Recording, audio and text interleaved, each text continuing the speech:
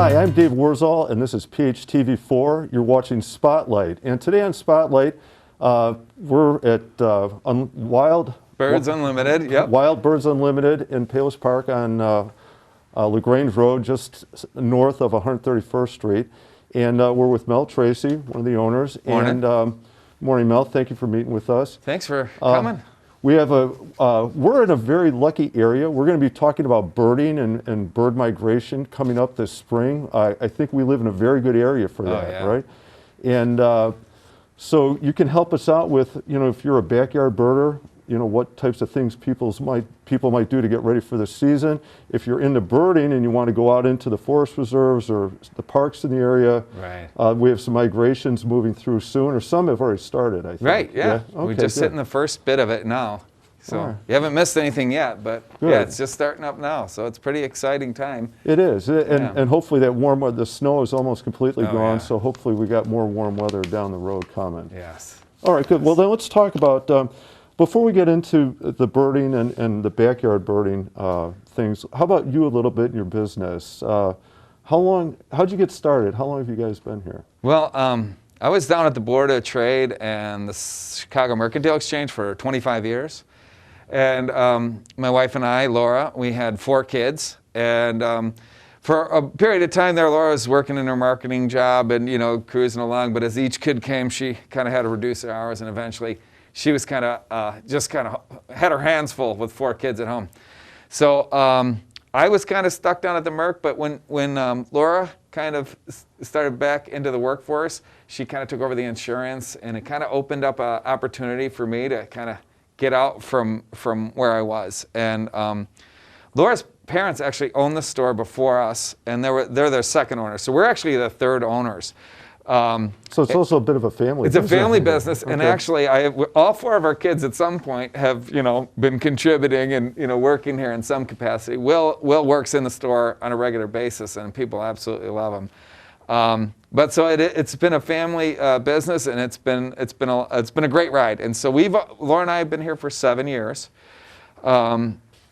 This year was the craziest. Yeah. It was like normal, crazy, but it's been crazy good for us. A lot of people are getting into backyard bird feeding, and there's a lot of people I think who are sitting at their home office staring out at a feeder maybe they haven't filled in 5 years, So they started filling them, and then they're coming in and they're like, hey man, I've been watching my feeders. I can't believe the birds I'm seeing. So it's been fun, yeah. I know we've had that experience. My daughter and my wife, my daughter who's working at home with us right now, that we put up an Oriole feeder and also a hummingbird feeder. Yeah. And all of a sudden, paying attention to that, we've noticed a lot more birds. I think a lot of times we're like, it's just a bird. But then when you start paying attention, yeah. There's this incredible variety of birds out there. Sure. Very beautiful. Yeah. And we also took a birding, kind of like you're saying, kind of stuck, not being able to do the things that you can normally do. This is a great way to still do something. Oh, it turned out to be very, very interesting and kind of exciting in some ways, and also get out into nature. Sure. And see birds that way too, to also stay safe, during the pandemic. And just before the pandemic, there was all this research come out about how people's blood pressure will come down by just watching birds for a couple of minutes or just being out in nature for a couple of minutes. And I think for so many people, it's been a key release where you can just kind of like decompress a little bit and be like, okay, there's some normalcy out there, and kind of reduce your stress, because it's been a stressful, tough time for a lot of people. It sure has, and I think you're right. Nature has that effect. It does. Certainly observing nature, I think, helps create that effect, right? Yeah, absolutely. All right, so let's talk about, before we get into the migrations, let's talk about backyard birding. Okay. The season is coming up, and I know birds are returning, and maybe people want to put out new feeders or new types of food, right? Or what types of birds are attracting. So what should we look for going into the spring? What types of things should we be doing? Well, I would say there's like 5 kind of top birds that people are most, like, when they come in the door, they're like, hey, my grandmother always used to feed the Cardinals. How can I feed the Cardinals? And that kind of thing. Or where do the yellow canaries go? Which is what people call the Goldfinches. Yeah, right. And a lot of people are like, where do they go? And it's like, well, they're here all year. They just are brown. So goldfinches are one of the only birds that kind of molt twice a year, kind of go into this brown phase and then back into this beautiful yellow, you know, and black. So, and that's happening right now in my own backyard. We've got these kind of little brown birds with these little patches of bright yellow, and so it's kind of fun to experience those guys. Now, those guys, they typically eat off of a finch feeder. Okay. And they eat a seed that's called Niger, but a lot of people call it thistle. And so I just want to talk for 2 seconds about the Niger. It's a real small seed, and so a lot of times people will say, oh, I saw that Niger just fell out of the feeder. It spilled all on the ground, and I just have a big mess under my feeder. But in actuality, it's actually a seed. The birds split it apart, and they get that little bit of meat out of there. Oh, then that's the shell. And the shells are on the ground. Okay. But they eat so many, and there's a lot of shells, you know. So that always, after winter feeding, when you get a lot of finches, you know, you have to be out there raking it up. But the main thing I want to say about that is, though, it is not thistle. It's Niger. It's a completely separate plant. And when it comes into the country, because it's not grown here for the most part, when it comes in the country, they inoculate the whole thing, not so much because they're afraid the Niger's going to grow, but they don't know if any other weed seeds have gotten into that product, and so they want to inoculate so you won't have any weeds. So people sometimes say, oh, I put out some Niger, and now I got thistles in the backyard. And it's not from the Niger. So that's the number one bird, I would say, the goldfinches, yeah. Quick question related to that. So if that's not, if that's something that has to be brought in, what are they eating on their own then? What type of? Actually, great question, yeah. And they do eat thistle. They do eat a lot of thistle seeds. So, and actually, goldfinches are unique in that their babies can eat seed right away. Most birds can't. The other thing that's kind of cool about the goldfinches is that because thistle's so late, you know, going to seed, they're one of the farthest out breeders. So even though they're going to change colors like now, they're actually not going to breed till late in the summer. So they're one of our latest breeders. Okay. Yeah. Okay. And I know we're going to talk about native plants and things to attract birds, but how about let's continue with... Okay. So top 5 birds, maybe we'll just do that. The cardinals are a great bird to attract. Laura put a little... I love the cardinal. Little cardinal in there with the little noisemaker. Right. So there's a dog running around somewhere. Cardinals like to land on a flat surface, okay? So a tray feeder or some kind of open feeder is like the best way to feed them. They eat, you know, black oil of sunflowers, they eat safflower, they eat chips, they love peanuts. Wait, chips? Like? Sunflower chips, I should have said. Yeah, sunflower chips. Yeah, not poker chips, right? I was going to say potato chips. Potato chips. Like sea salt vinegar? No, sunflower chips. Right, sunflower chips. So that's, you can pour that loose into there. That's a great thing for them. We also have these things called seed cylinders. And I'll talk a little bit more about this later, but there's safflower in here, and the cardinals love it. They can land on here. They can eat off of this. So they love those. So that's cardinals in a nutshell. You want somewhere where they can land. So just for instance, if you're going to have a feeder like this, where there's just perches, the cardinals don't like to land on here and turn sideways. So you're going to have to attach a tray to the bottom if you're going to get the cardinals on there. Or you can just put a tray out like this. So that's cardinals. The next, I think probably the 2 that are coming through, and I'll just say this for both hummingbirds and for orioles. You're going to want to put your stuff out on tax day, we tell people, okay? Because it's easy to remember, April 15th. You're going to be a little early. My orioles typically show up last week of April. But the first guys through are going to be these males who are looking to set up a territory. So you want to be sure you catch one of those guys. So he tries to set up a territory, tries to attract in a female, and then you get a family, and then, you know, every year you'll have people who start out with like a hummingbird feeder, and they say, oh, well, I only saw 1 this year. And then like next year, like, oh, there's 4, you know. And it tends to build up like that as they kind of breed in the area, and then like their young kind of start to establish in the area. It grows bigger and bigger. So orioles, orange is the color of all your oriole feeders, and people put out oranges, you know. And the main reason that feeders are orange is the fruit they eat in South America is this color. okay? Oh. But they're not eating oranges down there. So when they come in, maybe 10% or so, I would say, they start eating the oranges and they develop a taste for it. But for the most part, they don't want it. And if all you're offering is oranges, you're probably going to have a hard time getting them to stick around. You're going to want to fill these little trays here with grape jelly. Yep. You can supplement it with a little bit of mealworms. Live mealworms are the best. But grape jelly is primarily what they're going to eat. Now you're probably saying, well, they don't eat grape jelly in South America, and I don't know why. What the equivalent is down there, why they're so attracted to grape jelly, but they absolutely love it.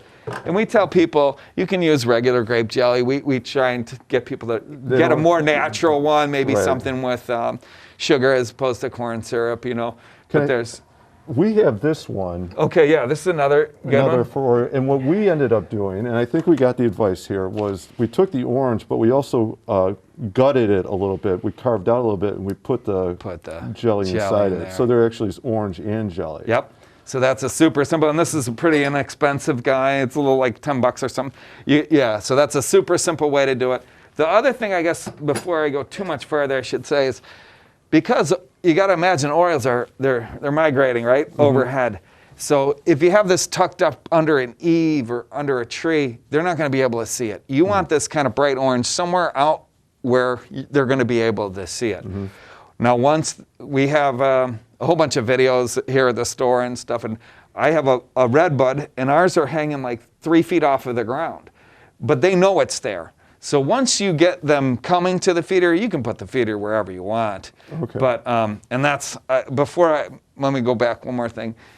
If you're going to bird feed, you've got to put your feeders where you're going to see it, because otherwise you're not going to enjoy it, and you're just going to kind of fall off the hobby. You know, so make sure you're putting your feeders like where you're going to be able to see them and enjoy them. You know, maybe where you have your morning coffee, if it's in the kitchen and you can see out the, patio doors or something, put it right out there. Yeah, so being able to see it's number one. Okay, so I think that's enough on Orioles for right now. Maybe we'll move on to Hummingbirds, which is another big spring guy. So I don't have the old style hummingbird feeder here. But the old style hummingbird feeder is kind of like it's got a tube of stuff, and then maybe some flowers at the bottom. And the biggest problem with those guys is that it's a vacuum style feeder. So when you turn it upside down and there's a little vacuum, at night it cools off so the air contracts, and then in the morning, as the day heats up, it starts to expand and it forces liquid out. And so they tend to drip a lot. And then you get ants underneath, you get kind of a hot mess. The other thing is when there's a big bottle here, right, and you have it by your window, the birds are always going to the other side, and you can never see it. So this feeder works great because it solves that problem. No matter where the birds land, you can see them. You pour the nectar into here, and so it's not going to spill out. And then this comes with a built-in ant moat, which you pour a little bit of water into here, and that's going to prevent the ants from coming down here and being able to access into the nectar. And one thing is, a lot of people say, "Oh, I don't really care if the ants get a little bit of a drink, right?" But the main problem is ants leave a chemical called formic acid, and it ruins the taste for them. So that's another reason we don't want to. What about bees too? Because I've seen bees. Bees are a great question, yeah. And that's another thing. If you have bees, I don't have it here, but we have little covers that go over here that the bees can't push through, but the hummingbirds have no problem shoving their beaks through there. And we have those too, but I remember that. Yeah, thank you for pointing that out, because bees can be a big problem. And it's, I should say, it's usually wasps. It's not usually the bees, but it's typically wasps. But yeah, and that's more of a problem later in the year. In the beginning, you usually don't have much of a problem in spring. Okay, the other guys, I mean, I would talk about are just woodpeckers, and woodpeckers just love the suet. So suet's just a high-fat food for them. It's especially important in winter. Birds, like little chickadees, love our chickadees, right? They can lose 40% of their body weight through the overnight period, right? And they got to gain all that back. And the only way they can do it is by getting a lot of high-fat foods. So suet's just basically a high-fat food for the birds. But the chickadees, the nuthatches, you got your woodpeckers, they all love it. That's a great way to, I think that rounds out our top 5 birds. So you've talked about the things that we can do to entice them, the foods, the feeders we can use. What about if we want to try also inviting them with what we have in our yard, like plants or trees, or what type of, in this case, flora can we? Yeah, and I'm glad you asked that, because it's such an important point. These birds, except for the one I said about the finches, the rest of the birds that are breeding in this area, they can't feed seed to their babies, okay? And so what they need is little larvae. And the little larvae are from like moths or from butterflies or from other things that are laying their eggs onto plants. But because of evolution, the way these things have evolved together, the plants and the insects, the insects can only use native plants. So it's so important to have some native plants. And there's actually the National Wildlife Federation, the NWF, and they have a free app, a free website, and you can go on there and click on it, and it might say like oak tree, okay? Now, I realize not everybody's gonna plant the oak tree, but an oak tree can have like 450 different insects laying eggs. That's all food for birds. Wow. Yeah, and so, but they also have, like, if you wanted to put out just like a native sunflower, or, there's other native birds that attract hummingbirds, you know. But this is good advice if people are thinking about landscaping, or hey, we want to put in a tree this year, we want to put in a bush or some flowers. Yeah. Visiting that website, and I'm sure there are other resources out there, but they could make a conscious decision to say, hey, we can plant this and we can invite some. Absolutely. Okay. Absolutely. And I don't have a list with me right now, but I know if you just Googled or searched for any type of a native plant sale, there's all kinds of, like the Palos Heights, garden club, or the Palos Park Garden Club, all these different garden clubs around here. Lots of those guys have a native plant sale, and that's going to be a great resource. So you can get in there, get some native plants, and they look beautiful. And most of them require so much less upkeep because they're native, right? So they're used to this. You're not having to water them all the time. Obviously, when you first plant them, you gotta get them established. But then they're gonna flower every year. There's lots of perennials. You're not so it's such a great thing to do for the birds, and it's like the key piece that's missing. We can feed them, get them through the winter, survive through the winter, because having access to a feeder, it doubles the chances that a bird will make it through the winter. So it's huge. The other thing is, even though the birds aren't really feeding their babies, if they have access to a feeder, they're going to have bigger broods because they're healthier. They're able to produce more eggs and feed more young. They have the energy to do it. But without that key piece of having native plants, you're just never going to get that kind of population to kind of increase. And we saw that one study come out. We've lost so many birds, right? Yeah. And the only way we're going to get all those birds back is by having some natives out there. How about this? So we've talked about like the more common birds we've seen. Yeah. And I love it. I've seen all the birds you're talking about. Yeah. It's been really exciting the last year for me and my family. What about, how about, are there other unique birds that are not as common, maybe still native, or do pass through the area that we can invite or see somehow? Is that possible? There's a lot of birds that aren't going to visit your feeder, but if you leave like a brush pile, say, maybe you'll get catbirds that are going to go into there, or brown thrashers, that are going to use that habitat where maybe insects are breeding and stuff like that. Same kind of thing with maybe phoebes, or peewees. If you have those native plants around, try to take it easy with the pesticides, right? Okay, we spray all the pesticides, we're killing all of the insects that these guys need to survive. So we tone down the pesticides a little bit, and let some insects go, and that's going to bring in some of these flycatchers that you maybe have never seen, right? There's a great crested flycatcher, and I'm hearing them more and more every year. It's really exciting. One other bird that's not typical, but Laura and I had at our feeders last year was we've had Scarlet Tanningers hitting the suet, and we've had summer tanagers actually eating the jelly. So like these birds that we think of as just kind of these kind of exotic treetop birds. And, and here they are, coming in. So there's definitely things you can do. And the other thing is, if you can just get out outside for a little bit. You know, maybe they used to say, get your local patch. And it could be a back corner of your yard or something. But if you get out there and start observing, you'll be amazed what's there that you don't know is there. I can guarantee that was my experience this past year, because I felt like in the past, oh yeah, there's a sparrow. Like 90% of what I saw was a sparrow.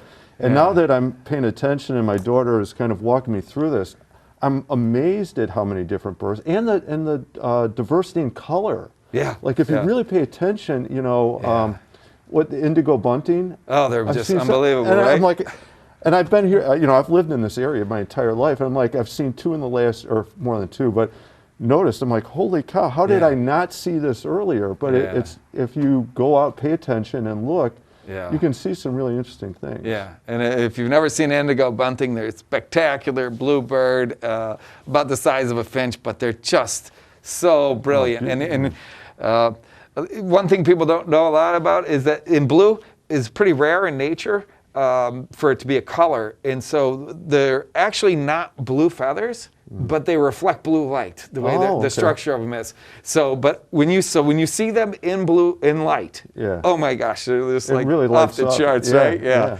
All right, so how about, let's shift gears a little, because we're kind of drifting into that right now when we talk about birds that are migrating through. And they may or may not stop in our yard, but we live in an area, we're surrounded by forest reserves, we've got lakes and sloughs and ponds and creeks and rivers. So what are some of the things that we might see this season, and when? When is it, when and where maybe is a good place to go see birds migrating? And it's interesting now that there's so much information about migration out there. Right, my daughter's got the app on her phone. Right? Like somebody said, they're migrating through this area right now. You know?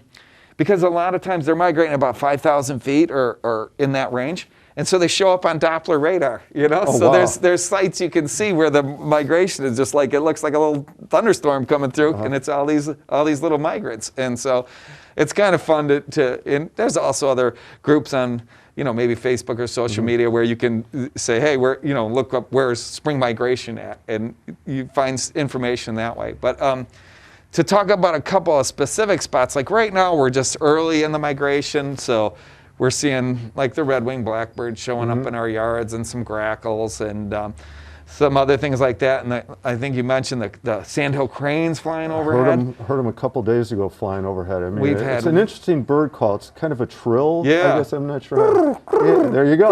Like that. And most of the time you'll hear it. Yes. Before you see them, because sometimes they're just tiny specks up in it, even though they're huge birds, right? They're just tiny specks up there. So if you're listening and you're outside and you just hear a weird noise, you know, not quite the way I just made it, but you know, that's a good indication to start searching the sky to see where these guys are. But we've had waves upon waves moving through already. So it's really exciting. So it's coming like now through the next few weeks, you'll see more and more different birds. I'm trying to think, I'm going to say it, I hope I'm not upsetting the birders, like giving away a spot. I don't know if birders work that way, but like McClurry Springs. I feel like every spring out there I see all kinds of birders, and not only, but I know a lot of different warblers pass through that area, and you know, they'll talk about specific warblers, like this is an interesting one or a different one. Before I get to that, I would just backtrack and just say, for right now, if you go out to like McGinnis Slough, you know, there's going to be 30 different, maybe not 30, but 20, 25 different species of ducks you're going to be able to see waterfowl. And that's amazing to me too, because I thought like a duck was a duck, and last year like, no, that's a different kind of duck, and that's a different one, and that's and some really are really cool. And you got divers, you know, the ones that dabble, and then you got mergansers, which are quite ducks, but there's the mergansers are already starting to move through, as are a lot of the other ducks. So loons out at Maple Lake. I see loons out at Maple Lake or Tampere almost every year. What time of year? Now. So they'll be coming in the next couple weeks. I've seen loons in Canada. I've never seen them down here. I can see them down here. It's crazy. You could be in Cook County, you know, and sitting in your car or whatever, and like looking with my binoculars, and I'll hear this loon call, and it's the like plaintive cry of the loon. Right? It just transports you to like the North Woods. It's crazy. So anyway, so now is the waterfowl kind of period, and then we're going to move into the warblers. Like you said, McClory Springs is a spectacular place for this area, and it does get crowded. You know, I don't think you're giving away any secrets because everybody already knows. But yeah, it's a great place to go. One of the best parts about it is, if you have never been there, it's just kind of a mowed field, and you can kind of go up to the river and just look for the birds moving around, so you get a clear view. It's not like you're in the middle of a forest and they're just flying all over the place and you can't hardly catch them. Right. So yeah, so it's a big kind of expansive view, and you can kind of pick them out where they're moving. And I will just say, can I say something about binoculars? Well, that was going to be my next, because I'm going to tell you the rookie move I pulled. My wife and I were at McKinley Woods, which is what is that, near Shanahan? Yeah, yeah. And it was you know, maybe 3:30, 4 o'clock. This is in the winter, and so it wasn't dusk yet, but you know, it was a gray sky, and it was good. And we're walking along and kind of not paying attention, and then my wife saw way up high in one of the oak trees a clump that at first we thought, you know, like, is that like a old beehive or, you know, a wasp nest or something? And we looked closer and like, well, no, it's on top. It's not hanging from the branch, you know. And we looked again, and it was an owl. Oh, man. And of course, you know, we have a binocular, and I didn't have it with me. We could see it, and we could tell it was, I think, a barred owl. Is that? A barred. A barred owl? Barred. For like barring. Okay, and but I was so upset that we didn't have a good camera. My daughter has a good camera. We didn't have the binocular, and so that's kind of where I'd like to head next. Yeah. What are the gear musts for the birder to help have a really good experience? Yeah, and I'll say, if you just buy a kind of an average quality binocular, it's going to cost you probably $150 or $200. And for some people that might be like, wow, that's a lot of money for average. But when I say average, like that type of price range is going to get you a binocular that's going to be hard to really tell quality-wise from like a $3,000 one. And the reason for that is the only difference in those is like, you know, at dawn and at dusk, and those are treated better with their optics, so they can have better coatings, and you'll see truer colors and those kinds of things. But that's kind of like for really over the top. So, you know, and you can get cheaper ones that are going to work. They're just not going to work as well. But the number one thing is, and I don't know if you can probably see this or not, but when you're looking for binoculars, what you're going to be looking for, and these are Vortex, I love these guys, but is an 8x42. So that's, I don't know if you can see that there. So the 8 number is the magnification. So it's making it 8 times closer, 8 times bigger for you. The 42 is the size of this lens here. And so what you want is a ratio of about 5 when you divide those out. So a 10x50, 8x40. I think we have a 12x60. Okay, 12x60. Now, I'll talk a little bit about the problems you're going to have with a 12x60. But so the reason 8x42 is a great one is because as you get bigger and bigger magnification, your field of view goes like this and like this. And when you're trying to find a bird up in a tree over here, and you're just swirling all over the place, you can't find it. Yeah, I know. So exactly. 8 is kind of big enough so that once you're on the bird, you can figure out what it is. Okay, I know exactly the problem you're talking about. I understand that. Yeah, it's like looking through a straw, and you know, so that's 8x42 is like the best. And the reason that I should have said the reason that ratio should be about 5 is because that's about how much light your eye can absorb. Like if you get more than that, fine. You know, your eye's not going to use it. But if you get less than that, so what I'm saying is, like, some people want these really compact ones that are like, hey, this is a 10 magnification, and it's a 10x20. Well, at 10x20, you're getting almost no light into there, and you've got no field of view. And so that's just a recipe for frustration. So when you're going out there looking for binoculars, the 2 things I would say: number 1, get 8x42s. If you're maybe a little shakier, because that's the other thing I didn't say. As you're holding them, the more magnification you get, the harder it is to just kind of hold them steady. I've experienced that problem too. So if you get a little bit more shaky, you can get down into a 7x35 or something like that. But so that's the kind of overall picture. The other thing I would say is make sure there's a warranty. So many times people go online, they'll buy something that's like $260 or something like that. They drop it, done. You know? Yeah. So especially if you're hiking out in the woods or you're bumping into things or you know. And Vortex, not to push too much on those guys, they have a lifetime warranty. Whether you drop it and it's your fault or not, and whether you buy them here or buy them somewhere else, I really believe they're a great company, and they really back up their stuff. All right, good. Yeah, I would agree. That enhances. It's so much more interesting to see the bird. It's great to see it in the tree, but then when you get a chance to see it like this, that's really something. And see the colors and and sometimes you just see weird, like little interactions, or you can see it actually pick a bug off of an oak tree or something, and it's really it becomes a story rather than just like, oh, I saw a yellow rump warbler. It's like, here, this yellow rump warbler's feeding on the ash tree, and I seen him picking off that, emerald ash. There's a whole world, a whole story going on when you're able to catch it like that. Yeah, absolutely.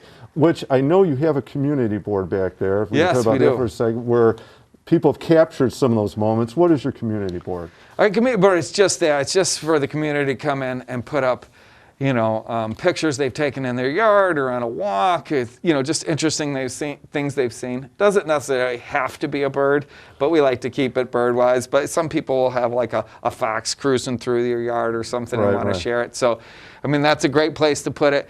We'll also put like some recent sightings that we've seen. Like if I see a loon, I'll throw a picture of a loon up there and say, loon at Maple Lake, that kind of a thing. So you can kind of get an idea of what's going on around. So as a side note, that my chances of seeing a loon, if I want to do that would be like now or the next couple of weeks. Right, yeah. Okay. And it's mostly weather dependent with those guys, The other thing I should say is, my wife is like really great with social media, and so if you're on Facebook, there's a Friends of WBU Payless Park, and that's like our community social so like network. you network to like, hey, this is what I saw here. Right, but that's so, you just ask to join, Laura put you on, and then you can interact there too, so you don't have to come in and put your picture here. I got you. You throw your picture right up online, and say, hey, I saw this here or whatever. So it's kind of a community, but an online community. So I have a couple more questions for you before we wrap this up. And one we're drifting into with the loons, which maybe isn't a very rare bird, even though to me it seems rare here. Right, yeah. What are one or two of the most unique or rare bird sightings you've either had here or out traveling? Well, that's a great question. I'll answer by saying this. Like one of the most interesting ones I think I saw was like this plain little brown guy. It was called the Northern Beardless Tyrannulet. What a great name. A great name for a bird that's this big and totally plain, right? So I love that. I love that there's so many bird names that are just completely crazy. It's a joke in our house right now. Like, what did you see? Oh, well, it was a red-winged blue-tip, tufted. And I wouldn't know if there was a made-up name or not. So, right, I know, and probably the scientific name's equally as long. But so it's pretty funny. But for me, there's people who get into the life listing, and that's kind of a fun thing, like to challenge yourself, maybe to say, hey, I want to see 100 birds in Cook County this year, and so that's you can get a checklist and just click them off, and you can look up online, kind of like Facebook groups or something, and see like, hey, where can I see these different groups, and maybe 200 or 300 different birds, but I try not to rank birding, you know what I mean? Yeah. Because it becomes then like, well, that guy's 442. I don't want to think of things like that. And so it's hard to answer like what's my best, because I had a relationship with a chickadee actually. I remember my daughter and I would go to the backyard, and we had a little nest box, and a chickadee would nest there every year, and we'd scratch on the side to let her know we're coming, and we'd peek in, And that chickadee, she started following me all the time. When I come out in the yard, the chickadee followed me, and I remember one time I stopped with my daughter Molly. I said, let's see how close she'll come. And she kept coming closer and closer and calling and calling. And then all the other chickadees started coming in, Wow. And it was so cool. I was like, this is amazing. And then later on, I was just thinking about, that experience, and how chickadees have this habit of, if they come across like an owl, they'll go up to it and they'll scream at it and they'll alert the others to come in, and then everybody comes in and harasses it. Wow. And what I learned was, I was like, oh my gosh, she was calling all the other people in because she hated me. She thought You I thought was you like, were special. because I'm looking in there all the time, she probably thinks I'm a jerk, right? Yeah. And so all this time I'm thinking I got this great relationship with this chickadee, and she's Just like, trying to warn she's the others. totally aggravated. And none of the other birds saw me as a threat. That's why they weren't making any noise. Right, So, so that to me is like worth. It's a cool story. It's a cool story, but like that whole thing is worth so much more than maybe, you know, this rare ptarmigan I saw, or you know what I Right, mean, right. or the blue-footed booby. Like they're all spectacular. Right, They're right. all great, and you know, there's eagles nesting here in Cook County. Right.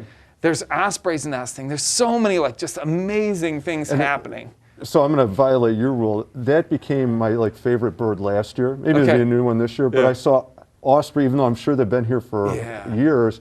I saw them for the first time and watched them through the binocular. I'm like, oh my God, what a beautiful bird! And those we saw at Tuma Lake. So I'm giving away another site now.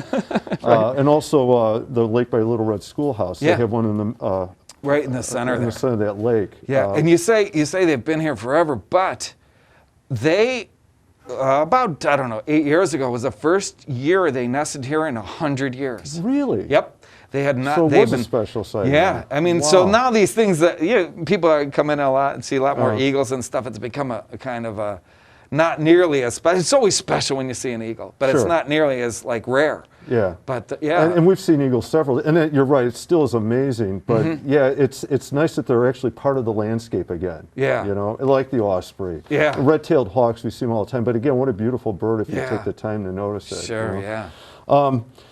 I'm going to ask, it's not on here, but I'm going to throw it at you anyway. Have you seen the movie The Big Year? I have, yes. Have you ever done a big year? I like I was saying before, I've never done a big year because I'm a little bit over competitive in my life, and I don't Might consume want to you be if a you- crazy person, right? I want my birding to still be like my chill place, you know, right. and where I- Enjoyable that way without becoming like, Exactly. compulsive, obsessive. Exactly. Okay. But you know, like my wife and I, when we go camping, we like to go camping. We'll bring a little bit of we'll actually bring some hot pepper seed, and I didn't talk about that too much, but the hot pepper seed doesn't hurt the squirrels, but mammals don't like the hot. And so if you put up a little hot pepper guy like this, the raccoons and the squirrels are going to leave it alone, and the birds are going to love it. And birds evolved to eat hot plants. That's why Wow. plants evolved hot, was to stop mammals from crushing up their seeds, Wow. right? So birds eat it, and then they fly off and they do their business and they replant the hot pepper plants. That's how that's supposed to work. But some of us have developed a taste for hot. But anyway, so when we're out in nature, or when we go out camping, we'll put it out. And we've had pine warblers. We were just in Georgia. We had pine warblers coming up and eating the seed, and Carolina wrens, and so there's so many other things you can see, you know, and you can take your hobby kind of with you. Right, and that is a great thing. It isn't just a backyard. It can be a backyard. It can be a local thing with our forest reserves and parks. You can go to the state parks, national parks. You're right. Yeah. It's a wonderful hobby that travels. Or can travel. And it really kind of, if you get into the kind of birding thing, it really does draw you out. You're like, okay, I'm going to go out and try and, you know, get up to Medewan. And there's these little birds called shrikes, which they're just little guys, right?